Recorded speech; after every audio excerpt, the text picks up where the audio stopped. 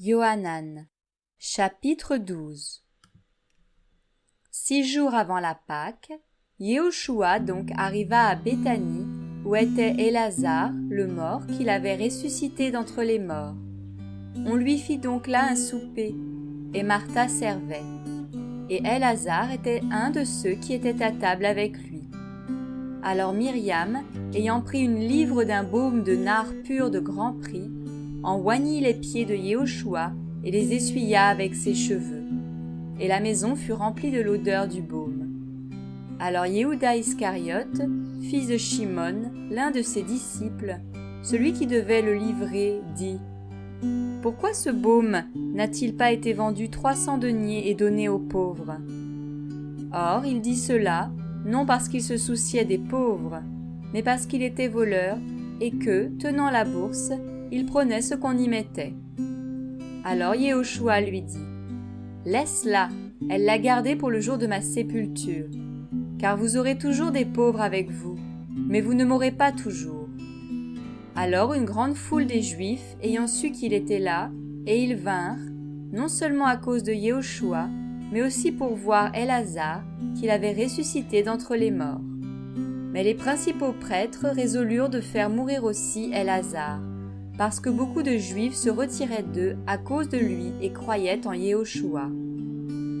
Le lendemain, une grande foule qui était venue à la fête, ayant entendu dire que Yehoshua se rendait à Jérusalem, ils prirent des branches de palmier et sortirent à sa rencontre, en criant « Hosanna, béni soit le roi d'Israël qui vient au nom du Seigneur. » Et Yehoshua, ayant trouvé un ânon, s'assit dessus selon qu'il est écrit « N'aie pas peur, fille de Sion.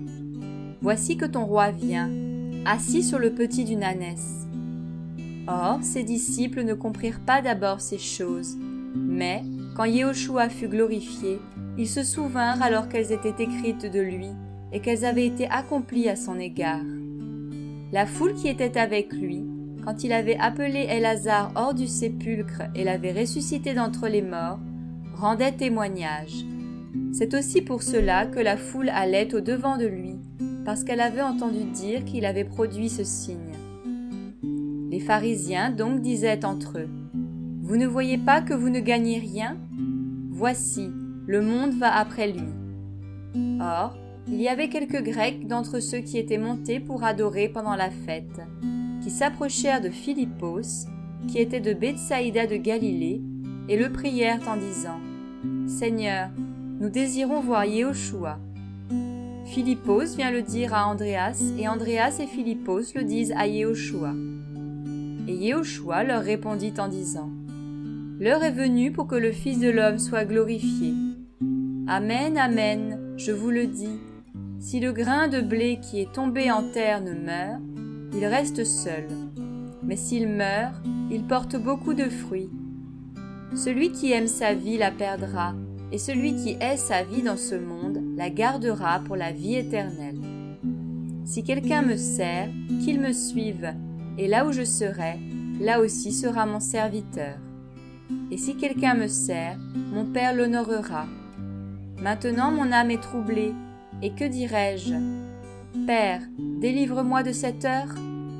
Mais c'est à cause de cela que je suis venu en cette heure. Père, glorifie ton nom. Alors une voix vint du ciel. Je l'ai glorifié et je le glorifierai encore. La foule donc qui était là et qui avait entendu disait que c'était un coup de tonnerre. D'autres disaient, un ange lui a parlé. Yehoshua répondit et dit, ce n'est pas à cause de moi que cette voix est venue, mais à cause de vous. C'est maintenant le jugement de ce monde. Maintenant le chef de ce monde sera jeté dehors. Et moi, quand je serai élevé de la terre, je tirerai tout le monde à moi. Or, il disait cela pour indiquer de quelle mort il devait mourir. La foule lui répondit, « Nous avons appris par la Torah que le Machia demeure pour l'éternité. Et comment donc dis-tu qu'il faut que le Fils de l'homme soit élevé ? Qui est ce Fils de l'homme » Alors Yehoshua leur dit, « La lumière est encore avec vous pour un peu de temps. Marchez pendant que vous avez la lumière, de peur que la ténèbre ne vous saisisse. car celui qui marche dans la ténèbre ne sait où il va. Pendant que vous avez la lumière, croyez en la lumière, afin que vous deveniez des fils de lumière. » Yehoshua dit ces choses, et il s'en alla et se cacha de devant eux. Malgré le grand nombre de signes qu'il avait produits devant eux, ils ne croyaient pas en lui. Afin que fût accomplie cette parole qui a été dite par Yeshaïa le prophète. « Seigneur, qui est-ce qui a cru à ce qu'il a entendu de nous? Et à qui a été révélé le bras du Seigneur? » C'est pourquoi ils ne pouvaient croire, parce que Yeshaïa a dit encore. Il a aveuglé leurs yeux et il a endurci leur cœur, de peur qu'ils ne voient de leurs yeux, qu'ils ne comprennent du cœur, qu'ils ne se convertissent et que je ne les guérisse. Yeshaïa dit ces choses quand il vit sa gloire et qu'il parla de lui. Cependant, même parmi les chefs, beaucoup crurent en lui, mais à cause des pharisiens, ils ne le confessaient pas, de peur d'être exclus de la synagogue. Car ils aimèrent la gloire des humains plus que la gloire d'Élohim. Or, Yehoshua s'écria et dit, « Celui qui croit en moi, ne croit pas en moi, mais en celui qui m'a envoyé. Et celui qui me voit, voit celui qui m'a envoyé. Moi, la lumière, je suis venu dans le monde afin que quiconque croit en moi ne demeure pas dans la ténèbre.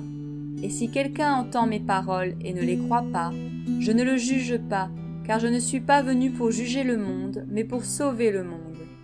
Celui qui me rejette et qui ne reçoit pas mes paroles a son juge. La parole que j'ai annoncée sera celle qui le jugera au dernier jour. Parce que je n'ai pas parlé de moi-même, mais le Père qui m'a envoyé m'a donné un commandement sur ce que je dois dire et ce dont je dois parler. Et je sais que son commandement est la vie éternelle.